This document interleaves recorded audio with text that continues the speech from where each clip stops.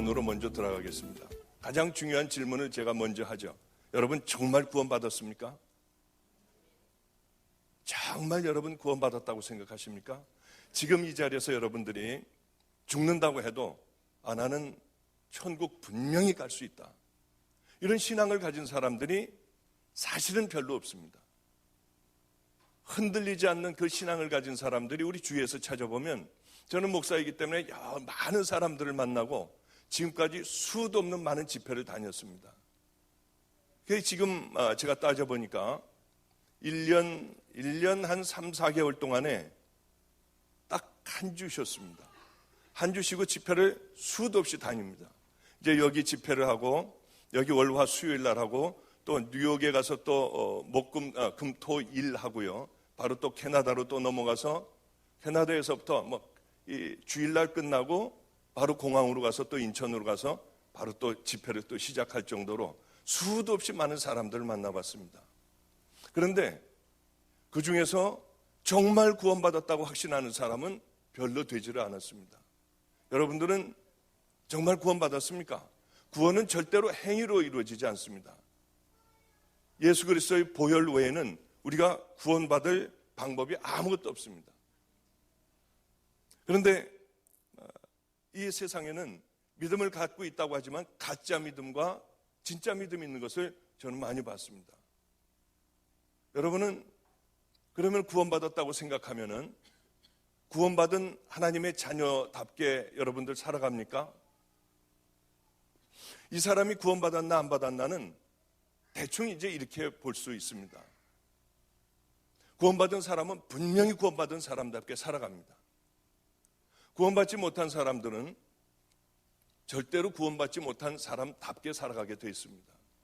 구원받은 사람이 어떻게 구원받지 못한 사람같이 살아가겠습니까?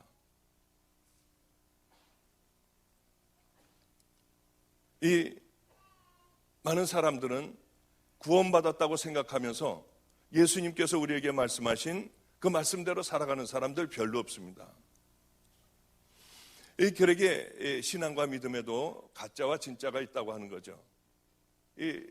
우리 보면은 다이아몬드 얼마나 가짜가 많습니까?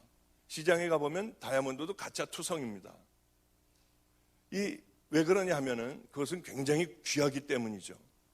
그런데 이 신앙과 믿음, 저 천국이라고 하는 것은 이런 것과는 비교할 수 없을 정도로 엄청나게 귀한 겁니다. 그러니 이것이 이 신앙과 믿음에도 가짜가 없겠냐는 거예요. 가끔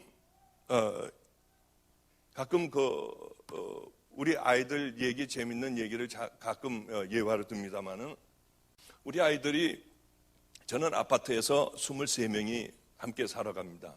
그냥 버려진 아이들하고 함께 살았고요. 길거리에서 이렇게 한 푼 달라고 쫓아다니는 아이들, 도둑질하고 있는 아이들, 다 그 초등학교 어릴 때 만났던 아이들이 이제는 전부 이제 대학생들이 다 됐습니다.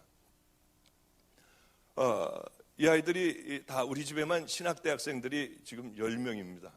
다들 어렵고 어렸을 때 만난 아이들도 있고, 또 이제 좀 중간에 만난 아이들도 있고 한데, 초등학교, 중학교, 고등학교 대학생들이 다 있는데, 지금은 23명이 함께 그냥 아파트에서 살면서요, 대부분 이렇게 거의 다가 어려운 아이들입니다. 그렇지는 않은 아이들이 한두 명 정도 있고, 나머지는 깊은 사연들을 다 가지고 있고, 약물 중독에 된 아이들도, 또 거지였던 아이들도, 도둑질하고 살던 아이들도 다 지금은 그때 당시에 만났던 아이들은 다 대학생들이 됐습니다. 얼마나 많은 어려움들이 있었는지요. 우리 집에는 유치원 아이가 이제 올해 이 초등학교를 들어가면서 초등학교, 중학교, 고등학교 대학생들이 다 있죠. 대학원생 아이들도, 대학원까지 간 아이들도 있습니다. 그런데 이 아이들, 우리 집에는 공부를 잘하는 아이들이 있는가 하면은 우리나라에서 0.1%에 드는 그런 귀한 아이들도 있습니다. 그러니까 서울대, 연대, 고대를 다 들어갈 수, 아무데나 다 들어갈 수 있지만은 이 아이는 전부 포기하고 감리교 신학대학 전체 톱으로 수석으로 들어간 그런 아이도 있습니다.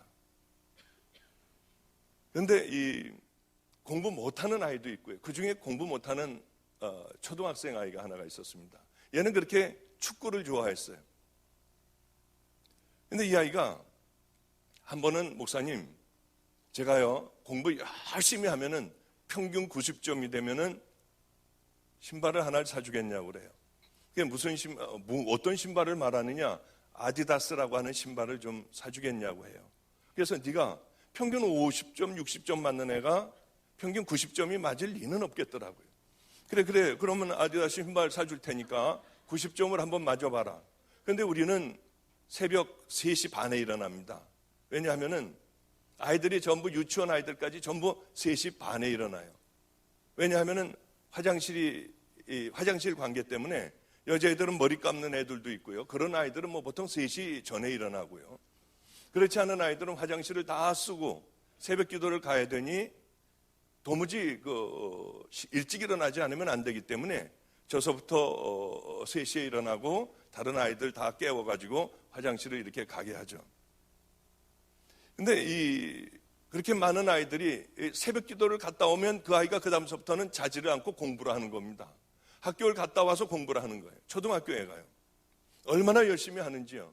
그런데 이 아이가 보통 한 50점, 잘할 때는 60점 맞는 애가 그렇게 열심히 공부를 했는데도 한 70 몇 점 맞았습니다. 애가 실망을 하지 않고 끝까지 공부를 했습니다. 그런데 이 아이가 어느 날 정말 그 두 번째인가 세 번째 시험 때에 0.1점도 모자라지 않는 평균 딱 90점을 맞아가지고 왔습니다. 그래서 얘가 뭐라고 하냐면, 목사님 이걸 맞아왔다는 거예요. 그래, 아디다스 신발을 사줘야 한다고 하는 겁니다. 근데 우리 집은 사실 열악해요. 어디서 도움을 받는 곳이 없습니다. 누가 이렇게 교회에서 아이들 학비를 대준다거나 또는 이렇게 뭐를 이렇게 도움을 받는 곳이 거의 없다시피 해요. 그러니 참 어렵게 살죠. 지금도 대학생 애들이요. 여러분들은 깜짝 놀랄지 몰라지만은 대학생 애들 한 달 용돈이 5,000원이에요. 예, 그 정도밖에는 주지를 못해요. 지금도요.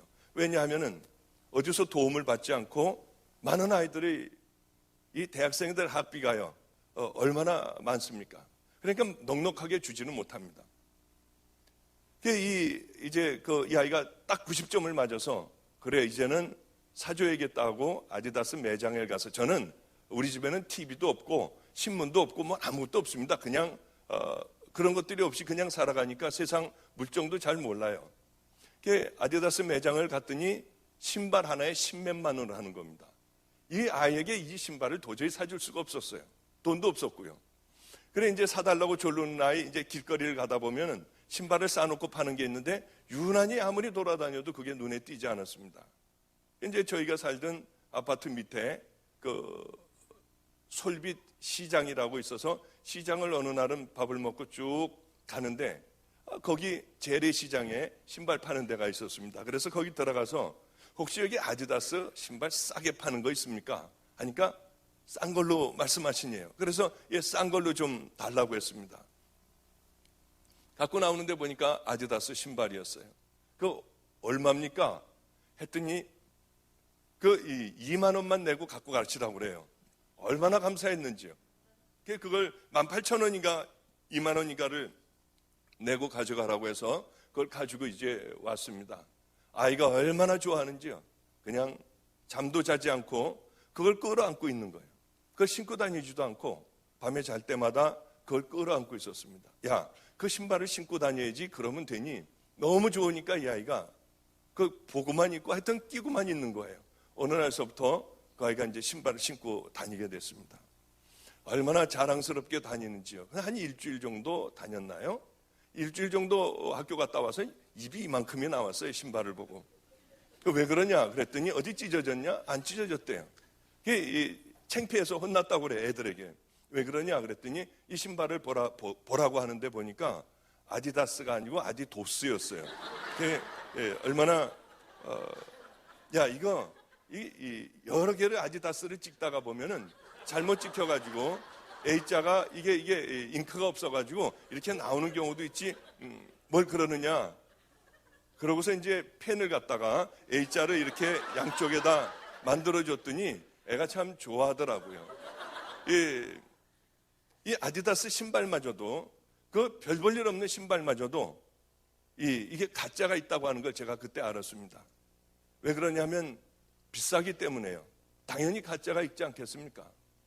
그런데 우리들의 신앙과 믿음은 천국을 가느냐 아니면 지옥을 가느냐입니다. 그것이 뭐 그냥 100년, 200년 이렇게 다시 한번 우리들에게 주어지는 삶이 아니라 그것은 영원히 걸려있는 아주 정말로 두렵고 무섭고 떨리는 그런 것인데 그 비싼 게 가짜가 없겠습니까?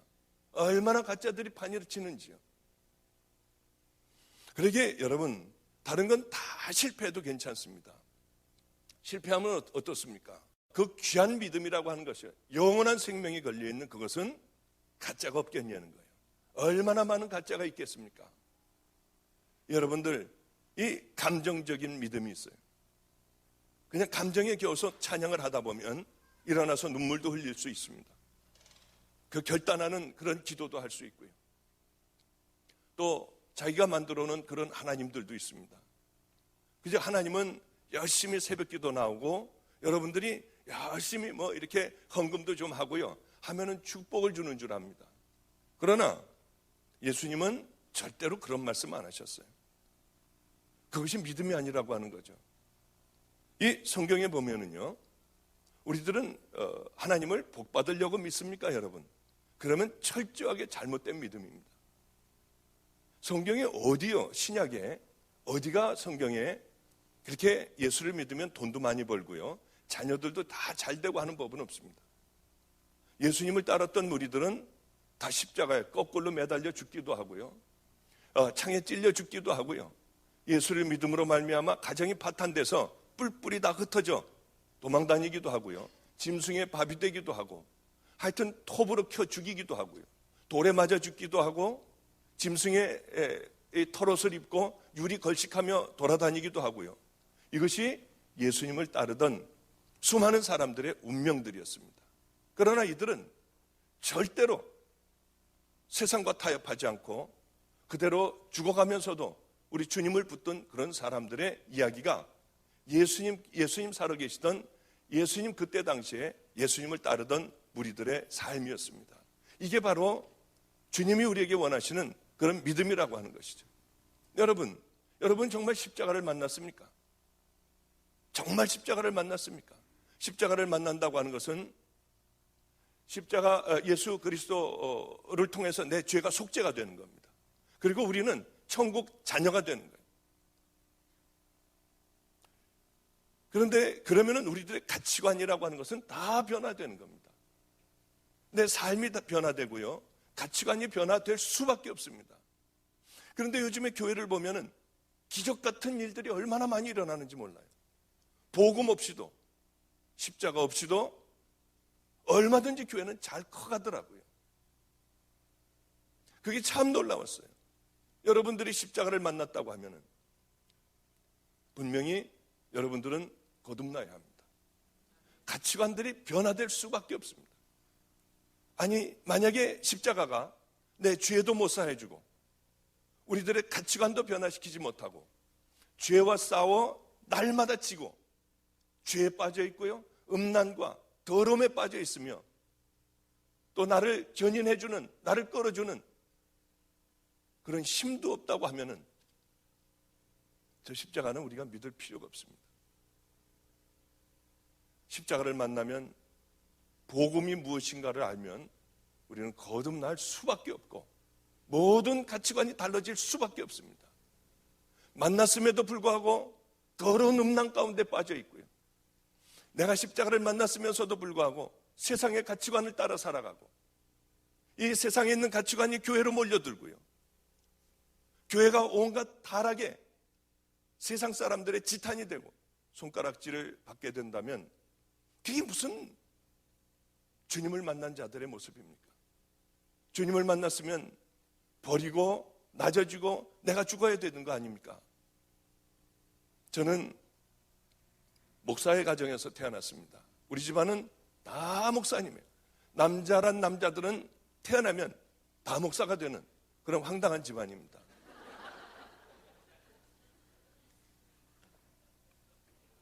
감리교회 목회 집안인데요.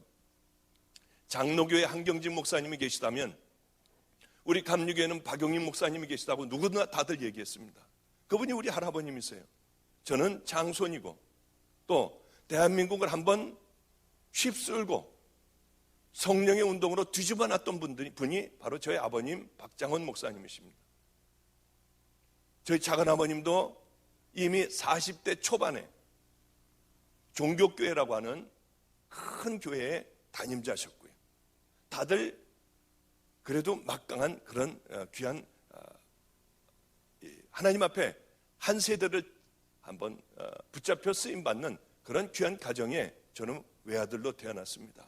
외아들이고 우리 집안에는 장손이었습니다. 저는 예수를 안 믿었어요.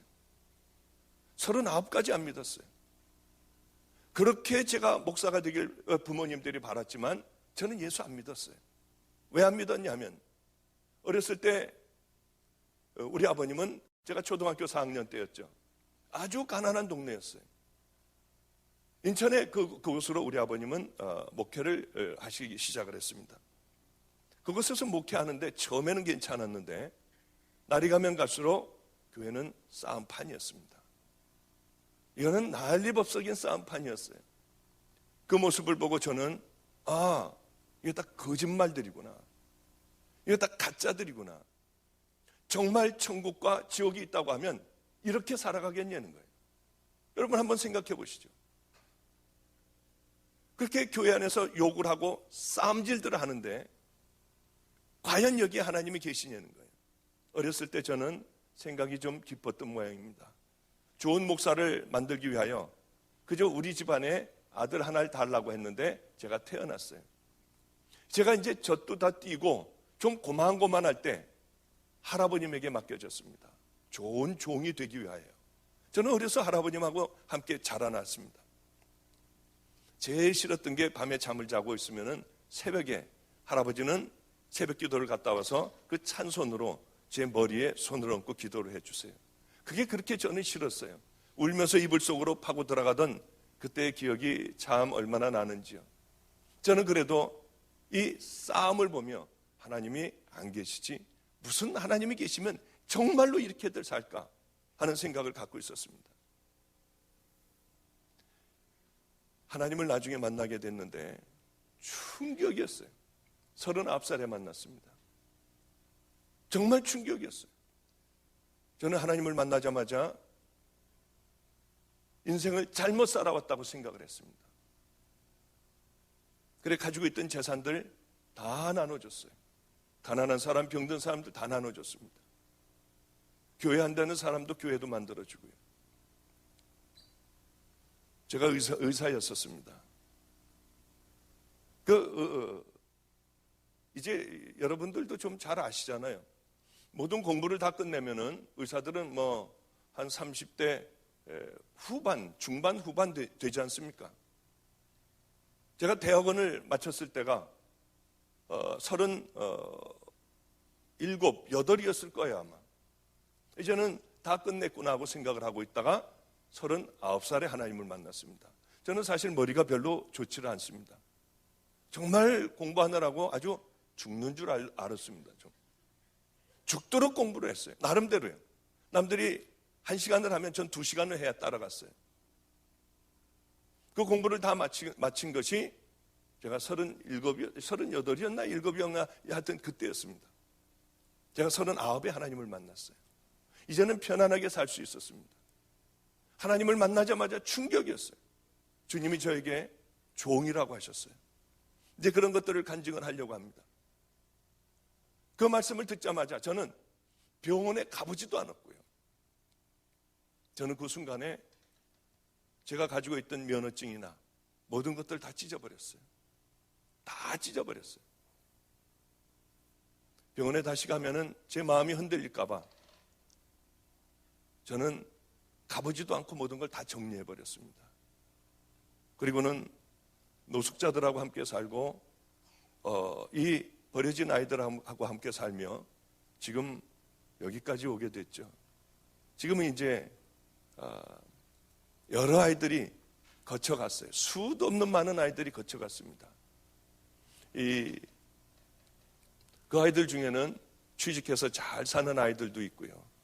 또 웬만한 아이들은 저하고 함께 살고 있고, 그게 23명이 지금 함께 살고 있습니다. 저는 주님을 만나자마자 그렇게 귀하다고 생각했던 돈, 또 제가 공부했던 명예, 이제서부터는 편안하게 살 수 있다고 생각했어요. 그것이 아무것도 아닌 썩어져 버릴 것이라고 하는 걸 깨달았어요. 그 이후의 삶은 말도 못하게 힘들었습니다. 매도 얼마나 맞았는지 몰라요. 굶기는 얼마나 많이 굶었는지 모릅니다. 수많은 세월들을 얼마나 힘들게 살았는지요.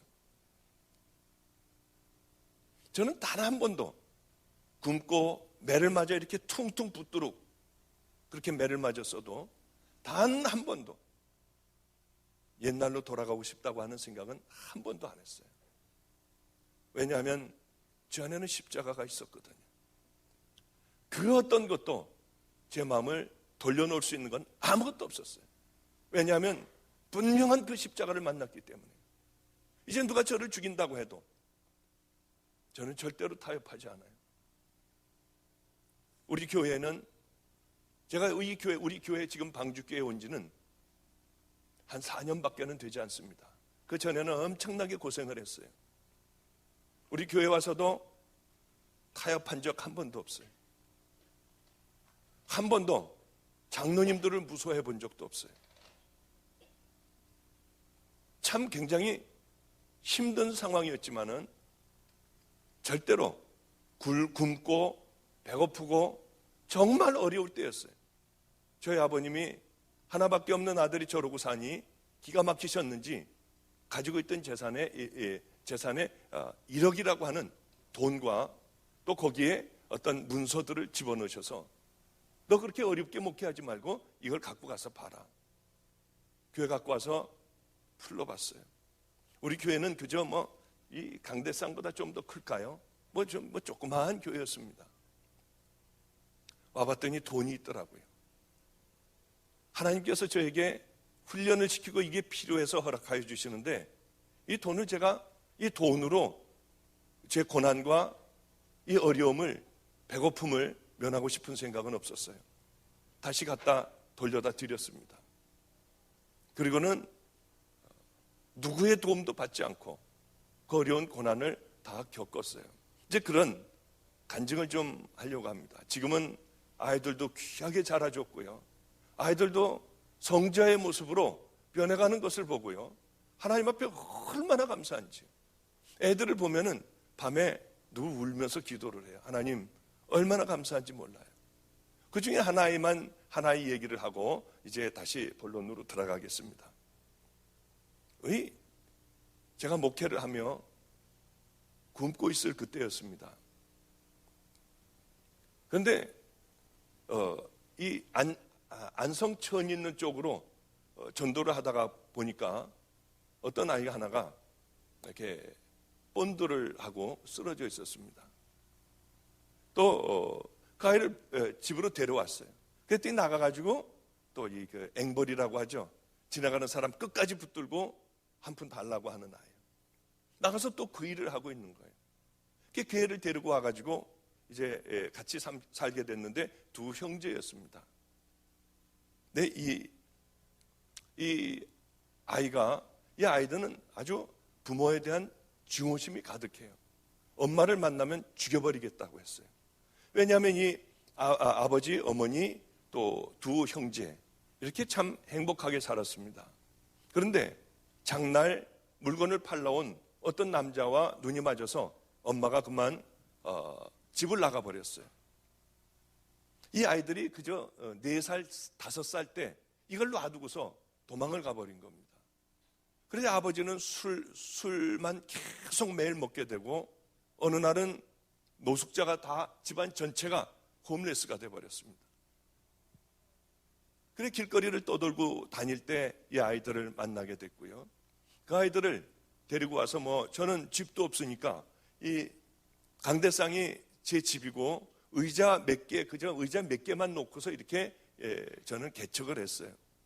그 의자 하나에 그 아이들 집이에요. 이제 거기서 그 아이들이 자기 집인 거예요. 의자가요. 그래 거기서 이제 함께 살게 되었죠. 지금은 다들 대학생들 됐습니다. 다들 감리교 신학 대학생들 되고 그렇게 잘들 크고 있죠. 이 아버지는 지금도 노숙자고 지금도 이제 안성에서 그 길거리에서 지내십니다. 그런데 수도 없는 많은 세월이 지나며 하나님을 만났음에도 불구하고 이 아이들은 엄마를 용서를 못해요. 보면은 죽여버리겠대요. 그렇게 세월이 흐르고 바로 아마 그렇게 오래전이 아니라 아마 1년 됐나요? 안 됐나요? 이제 편지가 한 통이 그동안 그 아이들은 엄마를 본 적도 없고 생각하지도 않았고요. 대학생들이 다 됐습니다. 하나이는 군대를 갔고 하나이는 대학생이 돼서 우리 집에서 이제 학교를 다니고 있었어요. 근데 이 편지 한 통이 날라왔는데 그 편지를 뜯어보니까 참 충격적인 편지가 와 있었습니다. 그 아이의 어머니가 어떻게 이 아이가 여기 사는지 편지를 했습니다. 서류를 이만큼을 보냈고요. 편지를 했는데 다른 게 아니라 미안하다는 말도 한마디도 없이 어떤 편지였냐면 서류에 도장을 찍어주고 너희들 학교 다닌다고 하는 그 재학증명서를 첨부해서 주고 또 너희들 지금 기거하고 있는 그곳에 주민등록 등본을 띄워서 보내고 이런 서류를 띄워보내라는 거였어요. 걔네 엄마였습니다. 왜 그러냐 하면은 나라에서 영세민에게 주는 돈을 타기 위하여 이것이 필요하니 이걸 띄워보내라고 하는 그 아주 딱딱한 서류와 그것만 보냈어요. 제가 그걸 보고 이거를 얘에게 주어야 되나 말아야 되나 하고 그걸 붙들고 기도를 했어요. 주님, 이걸 어떻게 해야 됩니까? 아무래도 아이들에게 맡겨야겠다 하고 애들에게 그걸 주었습니다. 보더니 가만히 그것만 보고 있는 거예요. 어떻게 하겠니? 놀랍게도 얘네들은 가서 해드려야죠. 어떻게 너 해줄 생각을 했냐? 저 십자가 만났잖아요. 저 이제 하나님의 사람 됐잖아요. 그런 얘기를 그 아이가 했습니다. 그래, 그 다음날 만나러 가는데 잠을 못 자는 거예요, 애가요. 제가 들어가서 물어봤습니다. 야, 왜 너 잠 못 자니? 잠깐 얘기를 하는데 어려서 엄마하고 떠났지만 희미한 기억에는 엄마는 스카트를 입고 나올 것 같대요. 그리고 머리는 이렇게 파마해서 이렇게 단발 정도 쭉 내려온 것 같고요. 그리고 날씬한 엄마가 생각이 난대요. 이 아이는 엄마와의 만나는 약속의 장소로 가게 됐습니다. 갔더니 혹이 많은 게 여기 하나가 붙어 있고요. 중풍이 걸려서 다리를 이렇게 끌고 말을 잘 못하고 이렇게 그런 분이 어떤 할아버지 한 분하고 나왔더랍니다. 얘가 얼마나 놀랐는지 몰랐대요. 아름다운 엄마를 늘 꿈에 그리고 죽여버리고 싶어도 아름다운 엄마를 늘 마음의 꿈에 그리고 있었는데 이 정말 보기에도 흉한 그런 여자가 앞에 나타나서 내가 네 애미라고 하는 겁니다. 그래서 얘가 이 할아버지는 자기가 길바닥에 쓰러져 있을 때 자기를 데리고 지금까지 산 그런 할아버지래요. 그 여자라고 또 그 엄마를 데리고 또 살았던 모양이에요. 참 기가 막히더래요. 그러더니 미안하다, 용서해달라. 내가 이렇게 살기가 어려워서 연락을 안 하려고 했다가 내게 연락을 했다. 그래서 이런 얘기를 했답니다. 어머니 다 용서해요. 나 이제 대학생이 됐고 다 용서할 수 있어요. 한 가지 소원만 들어주세요. 소원이 뭐냐? 예수를 믿으셔야 돼요. 이대로 돌아가서는 안 돼요. 반드시 예수를 믿으세요. 그리고 자기 엄마를 끌어안고 울면서 기도를 해주고 돌아왔다고 하더라고요. 얼마나 감사했는지요. 이 녀석도 정말 예수를 만났구나. 얘도 정말 이제 하나님의 종의 길을 제대로 가고 있구나. 얼마나 감사했는지요. 제게 그런데 목사님, 이제 열흘에 한 번은 어머니를 만나러 가야겠어요. 그리고 제가 그러면은 차비를 주면은 얘는 어머니가 좋아하는 그런 이 배지밀인가요? 뭔가밖에는 못 잡수신대요. 그런데 어머니는 다리가 썩어가고 있었어요. 당뇨병이어서 다리가 썩어가고 눈이 안 보이기 시작을 했어요. 바로 며칠 전에 갔다 왔습니다. 갔다 와서는 이런 얘기를 하더라고요. 완전히 실명이 됐대요. 너무나 비참하대요. 들어가 보면은 방에서 썩은 내가 나는데 다리에서 고름이 그렇게 나온대요. 보면은 무서울 정도로 다리가 썩었대요. 목사님 어떻게 해야 돼요? 이 병원에서는 수술을 해도 얼마 살지 못한다고 하니 목사님 어떻게 해야 돼요?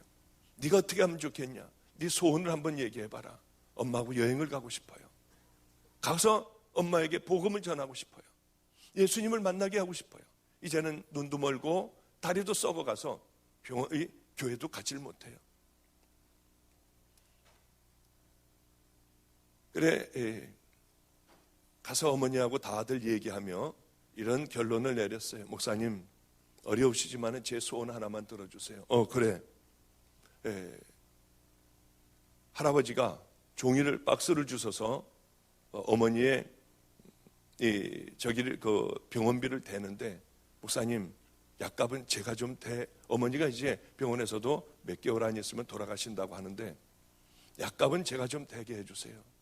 그래, 제가 여기 오면서도, 미국에 여기 오면서도 그 아이 약값은 다 챙겨주고, 아버지 또 찾아가서, 노숙자인 아버지 찾아가서 같이 목욕도 하고, 옷도 좀 갈아입혀드리고, 같이 맛있는 걸 좀 사드리라고 하고, 그렇게 하고 제가 여기를 왔습니다.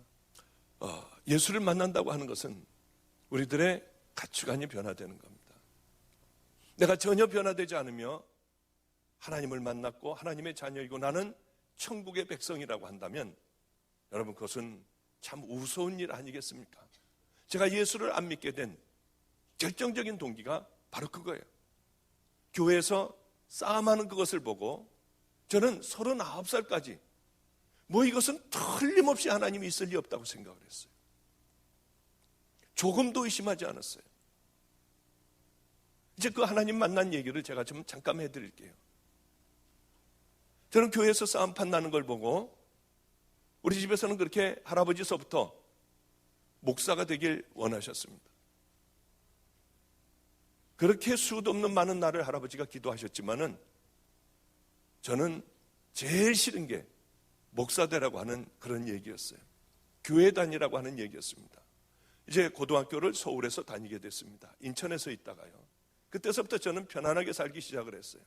과외 선생이 서울대학 공대에 다니는 과외 선생을 하나 붙여줘서 그 과외 선생하고 이제 아버지의 무서움, 두려움에서 떠나버린 겁니다. 그 이제 매일 맥주를 마셨어요.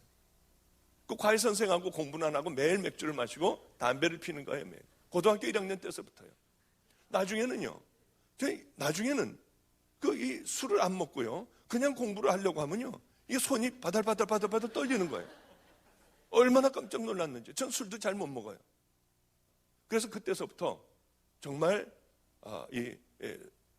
그때서부터 술을 끊고요. 그리고 서울대학교를 제 과외 선생이 다녀서 서울대학교를 다녀서 또 그 서울대학생이 뭐라고 하느냐면, 우리는 배제고등학교를 다녀서 머리를 좀 기르고 다녔습니다. 그때 당시엔 다 빡빡 깎았는데요. 자기 교복을 입히고 그럼 이렇게 구두도 신고 다녔으니까요. 머리도 기르고 하면은 자기 대신에 나가가지고 미팅을 나가라고 하는 거예요. 그러면 이제 거기 이제 뭔가 궁금해가지고 가가지고 있으면은 누나들이요, 미팅 제 파트너 된 누나가 그렇게 저를 좋아하는 거예요. 막 따라다니는 거예요. 그 누나가 이 영화 구경도 학생 입장 관람 불가 가는 것도 누나하고 같이 가고요. 꼭 저를 서울 대학생인 줄 알았어요. 서울대 공대 다니는 줄 알았어요. 그리고 그 누나가 그렇게 이렇게 팔짱을 끼면은요, 가슴이 터질 것 같고요. 그런 삶을 이렇게 살았죠. 하여튼, 하나님하고는 전혀 관계없는 그런 삶을 살았습니다. 그러다가 저는 의사가 됐고요. 결혼도 돈이 많다고 하는 그런 집하고 결혼을 했어요. 왜냐하면은 제 가치관은 완전히 세상적인 가치관이었기 때문에요. 그래서 그렇게 편안하게 잘 살았습니다. 그러던 어느 날 이제 아들도 하나 낳았고요.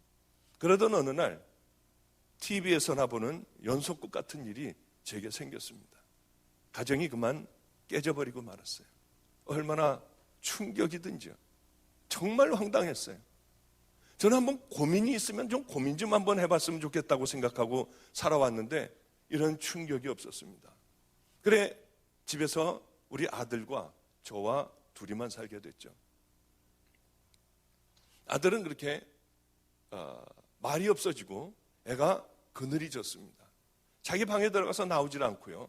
이제 껌껌해졌는데도 불도 안 켜고 혼자 가만히 앉아있고 그래요. 얼마나 마음이 안 됐는지요. 어느 날은 그 아이하고 같이 쇼핑을 데리고 나가서 쇼핑을 하면서 붕어하고 거북이를 사달라고 해서 작은 거북이를 2마리를 사왔습니다.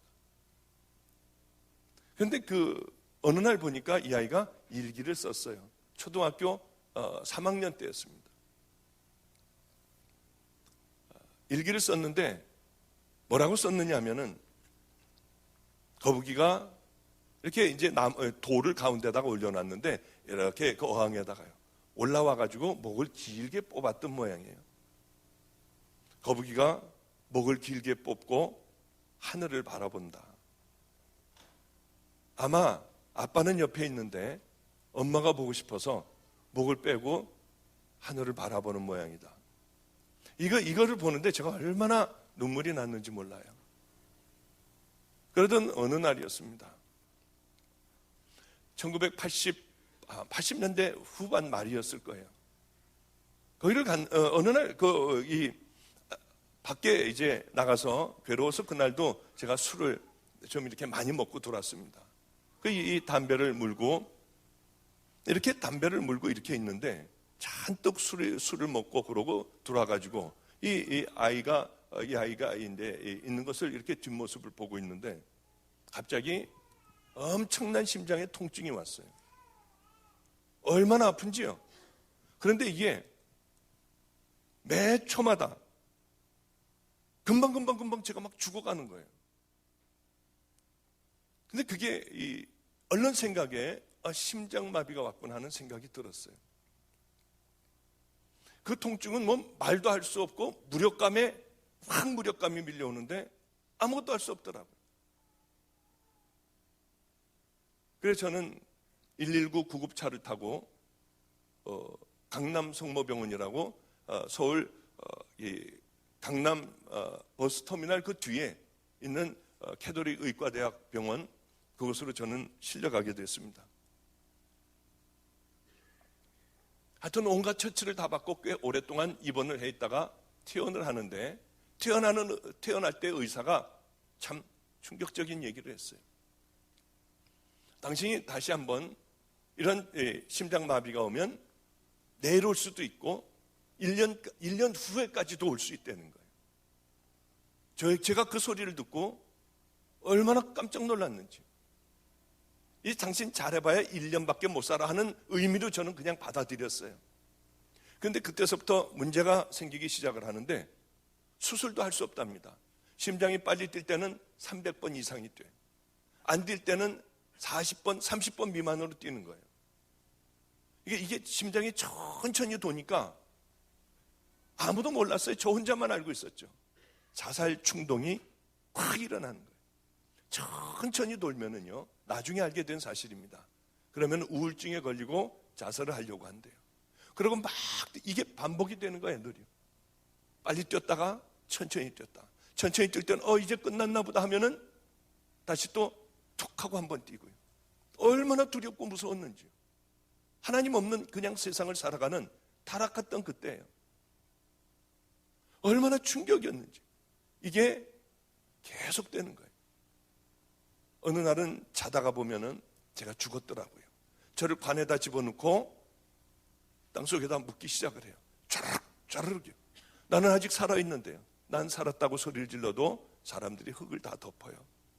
산소가 없어서 숨을 못 쉬고 헐떡거리고 숨을 못 쉬고 있다가 깨어나면 제가 정말 숨을 못 쉬고 있고요. 심장은 뛰지를 않고 있었어요. 지금이 죽는 모양이다.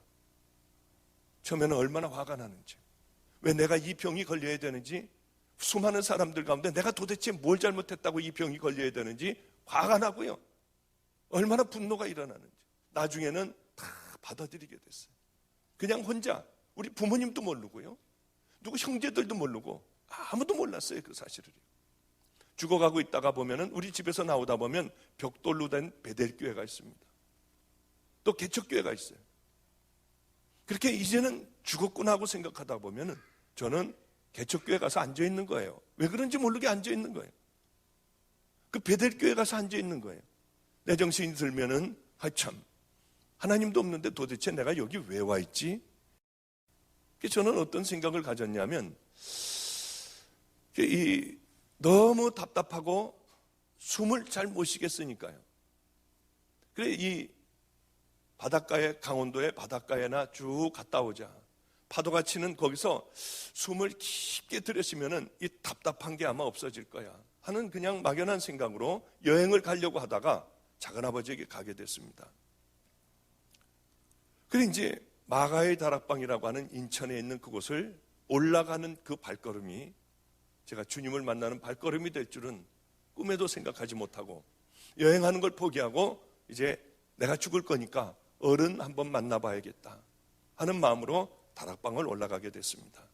차를 밑에다 세워놓고 걸어서 이제 숨이 차서 걸어서 올라가는데 제 운명을 바꾼 한 만남이 있었습니다. 어느 여자분이었어요. 다리가 한쪽이 없어서 의족을 하고 있는 분이 가방을 이렇게 둘러매고 이렇게 졸면서 내려왔습니다. 그분이 저를 보면서 확 웃더라고요. 저를 안대요. 어떻게 아냐고 했더니 8년 전에 이 다락방에 와서 기도를 하고 있었는데 하나님께서 자기에게 말씀을 하시더래요. 이 다락방의 원장의 아들이 내가 구별해 놓은 종이니 너는 그를 만날 때까지 기도를 해라. 그러셔서 8년 동안을 기도를 했대요. 남편에게 시댁을 가지도 않고 남편에게 얼마나 두들겨 맞았는지도 모른대요. 왜냐하면 시댁에 추석이라든가 명절 때 가야 되는데 하나님께서 기도를 하라고 하셔서 그 전라도인 그 시댁에 한 번도 가지 않고 매맞아 가며 올라왔다는 거예요. 남편이 어느 경우는 묶어놨대요, 자기를. 방문을 잠궈버렸대요. 그러면은 창문을 뛰어내려 이걸 클르고 창문을 뛰어내려 8년간을 자긴 생명을 다해 기도했다는 거예요. 기도하는데 하나님께서 그러시더래요. 오늘 그 종을 만날 것이다. 그래서 아무리 기다려도 제가 오지 않더라는 거예요. 그래, 내가 잘못 들은 모양이다 하고 가방을 들고 내려오는데 주님께서 그러시더랍니다. 바로 저 종이다. 그래서 너무 반가워서 저에게 얘기를 하는데 제가 보기에는 미친 여자더라고요. 뭐 성한 여자입니까? 저는 그런 여자를 세상에서 제일 경멸하고 싫어했어요. 왜냐하면 우리 아버님이 이제 그 쌈판인 인천의 그 교회에서 우리 아버님이 이제 하나님을 만나서 부흥 강사가 돼서 돌아다니셨어요. 그럼 우리 어머님이 제 귀를 이렇게 후벼주면서 제 초등학교 때니까요. 이렇게 귀를 후벼주든지 그러면서 그렇게 따뜻하게 해주실 때가 있었습니다. 그럴 때면은 그 교회도 이제 막 은혜가 막 시작이 된 교회예요. 막 방언하는 사람도 있고 막 난리가 난 교회가 된 거예요. 그럼 그러고 있을 때 문을 쾅쾅쾅쾅 우리 아버님은 이제 집회를 나가시고 쾅쾅쾅쾅 두들기고 어떤 여자들이 들어와요. 그럼 이 여자들이 뭐라고 그러냐면 사모님 음란마귀를 버려야 한대요. 그래서 여자들이 와가지고 막 뭐라고 하는데 저는 뭐라고 그런지도 몰랐어요. 그 음란마귀가 뭔지를 어떻게 합니까? 그 어렸을 때요. 그럼 우리 어머님은 나 그런 사람 아니라고 그러고 자꾸 내 얼굴을 보면서 아니라고 그러는 거예요. 그게 이제 우리 아버지를 향하여 음란한 마음을 품었다는 것이겠죠. 나중에 그것이 무엇인지 알고 난 다음에는 그런 사람들을 경멸을 했어요. 어떻게 저런 인간들이 있을까? 예수를 믿는다고 하며. 그래서 그런 종류의 여자들은 제가 굉장히 싫어했어요. 그런데 이 여자가 그 종류더라고요. 그래 얼마나 기가 막혔는지요. 그냥 미친 사람 취급을 하고 예 알았다고 하고 가는데 화가 났던 모양이야. 아마 8년 동안을 죽도록 위하여 기도했는데 미친 여자 취급하고 그냥 올라가니까 아마 화가 났던 모양입니다. 그냥 올라가는 저에게 뒤에다 소리를 질렀어요. 오늘 밤 12시에 성전에 가서 기도하면 하나님 만날 거래요. 아니 이런 말도 안 되는 소리가 어디가 있어요. 근데 이제 그 작은아버지를 이제 원장실에서 만났는데 제가 밤에 잠을 못 잤거든요. 왜냐하면 늘 그런 꿈과 심장이 아프니 자다 깨고 해서 거의 잠을 못 잤습니다. 그 잠을 못 자고 있는데 작은아버지하고 얘기하다가 제가 잠깐 거기서 의자에서 졸았어요. 이 담요를 갖다가 살짝 덮어주는 거예요. 그땐 저는 혼자였고 누가 저를 알아주는 사람도 없었고요. 다정하게 누가 그렇게 덮어주는 사람도 없었어요. 얼마나 외로웠던지요. 아무도 모르니까요. 저는 죽어야 한다는 것, 이걸 누구하고 의논할 수도 없고요. 아무에게도 얘기할 수도 없었어요. 너무 고마웠어요. 하루만 자고 가라고 해서 거기서 하루 자고 가게 됐죠. 이 저녁을 먹고 좀 날씨가 껌껌해지니까 작은아버님은 산에 올라간다고 올라가고요. 저 혼자만 덩그러니 방에 남겨져 있었습니다. 하루를 자고 가라고 그래서 이 방바닥에다 깔아준 거기서 이불도 냄새가 나고 잠을 못 자겠었어요. 근데 거기 시계가 하나가 있었는데 요즘에는 뭐 미국엔 그런 시계 있겠습니까? 저렇게 조용히 가죠. 그 시계는 9시가 되면 9번을 땡땡거리는 거예요. 9시 반이 되면 또 한 번을 땡거리는 거예요. 그러니까 잠을 잘 수가 없어요. 10시 되면 10번을 땡땡땡땡 하고요. 10시 반 되면 또 한 번 잘라고 그러면 땡 하고요. 근데 참 그 하나님께서 생각을 못하게 해주셨던지요. 일어나서 그걸 빼버리면 되거든요. 근데 머리가 나빠서 그런지 그걸 모르고 그냥 뒤척거리고만 있었어요. 저거 좀 어떻게 소리 좀 안 났으면 좋겠다고요. 그게 틀렸다. 12시 뒤에서나 잠자리에 들어야겠다. 왜? 12시 반 되면 한 번, 1시 되면 한 번, 1시 반 되면 한 번. 그러니까 이때나 좀 잠을 잘 수 있겠다고 생각을 하고 뒤척거리고 있었어요. 그래? 이제 뒤척거리다가 보니까 12시가 다 가까워왔어요. 그저 한 12시 한 5분 전 됐나요? 갑자기 그 미친 여자가 생각이 났습니다. 내일 분명히 또 올 것 같더라고요, 그 여자가.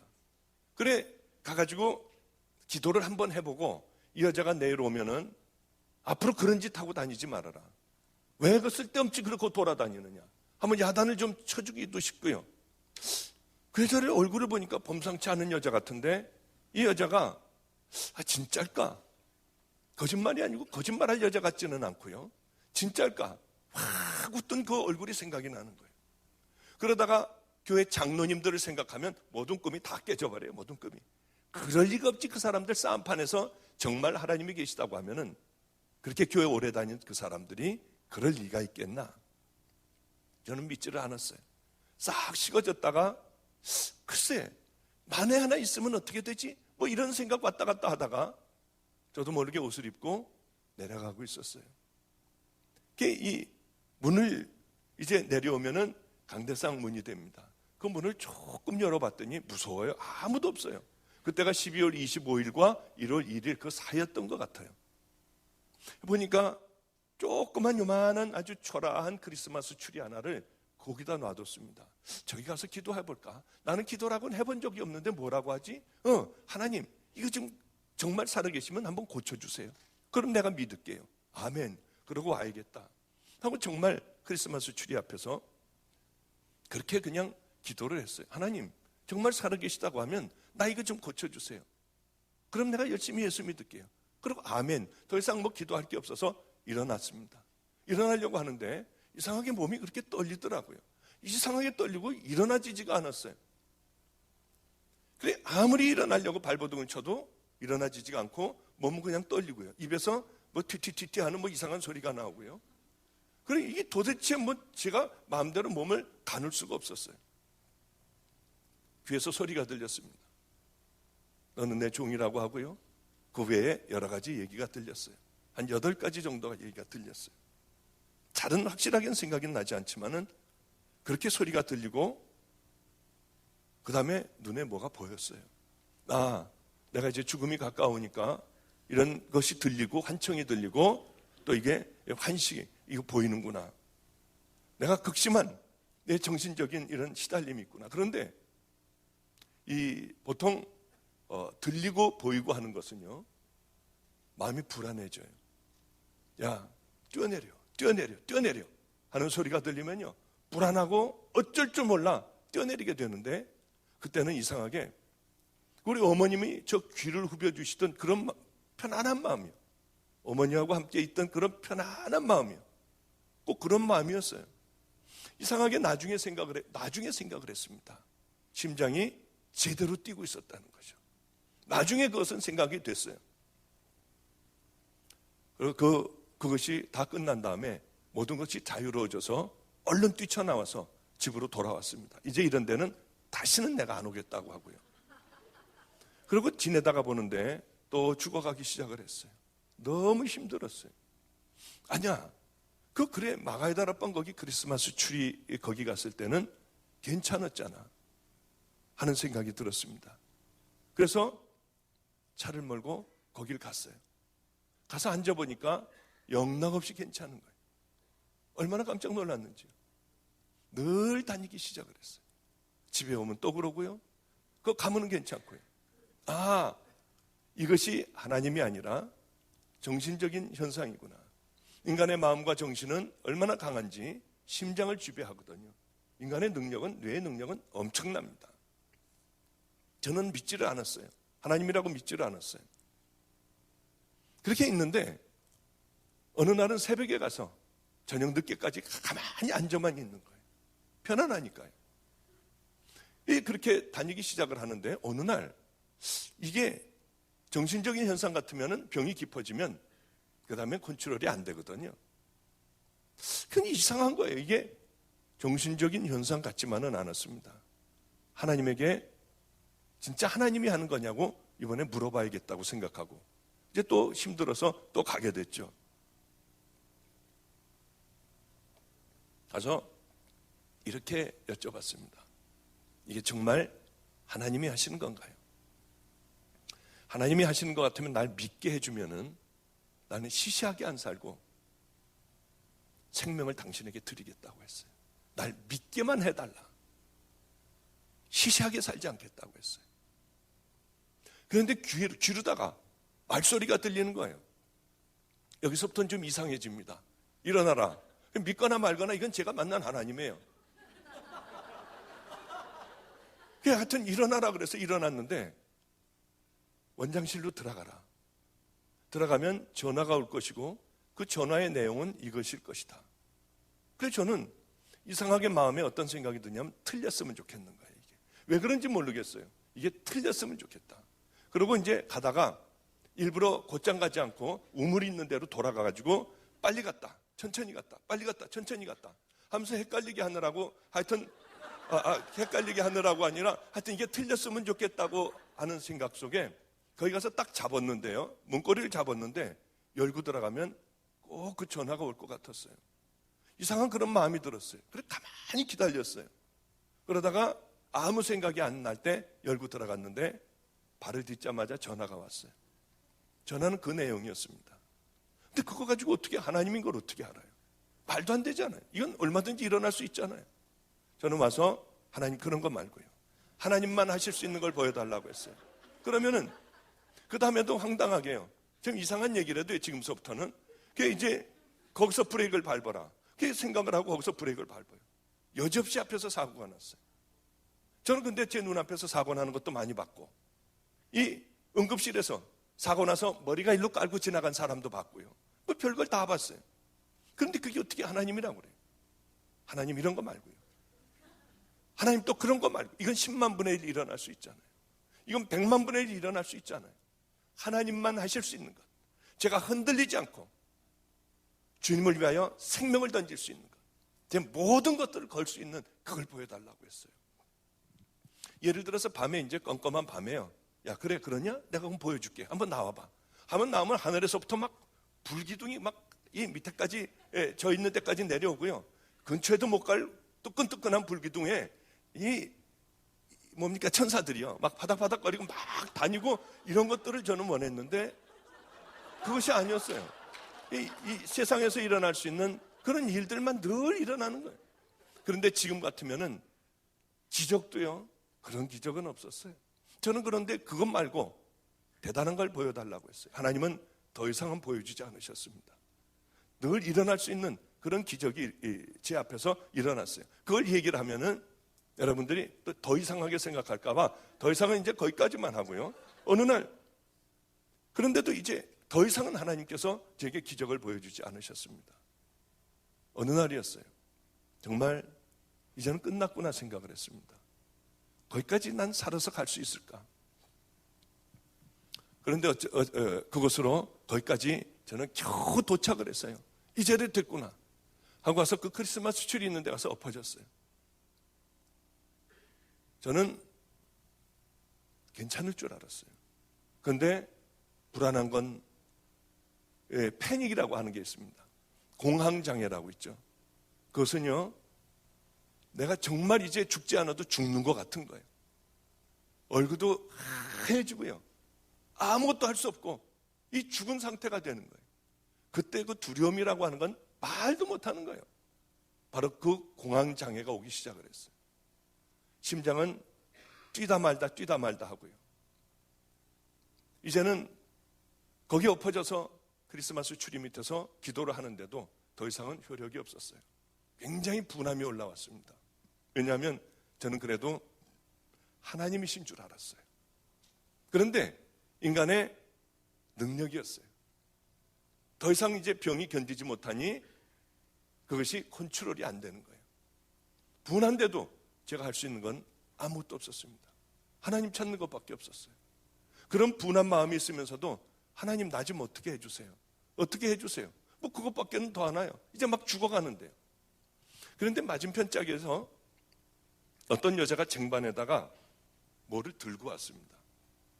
그러니까 이렇게 엎드려서 이렇게 있는데 눈으로 보니까 보이는 게 아니라 이 엎드려서 있는데 그거 이제 환상으로 보이는 거예요.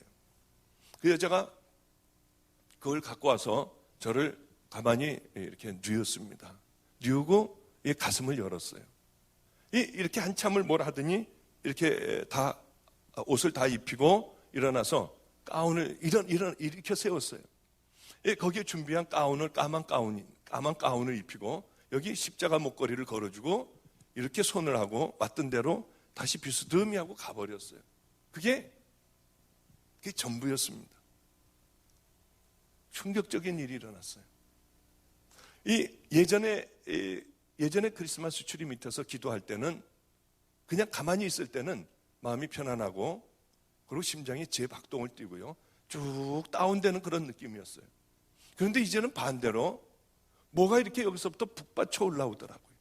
누가 건드리면은 그냥 소리내서 막 울고 싶은, 뭐라고 표현은 못하지만은요, 목이 메이고 뭐가 꼭 폭발하고 울어버리고 싶은, 누가 한 번만 툭 치면은 막 소리내서 울 것 같은 그런 기분이고, 뭐가 이렇게 막 기쁨 같은 게 막 올라왔어요.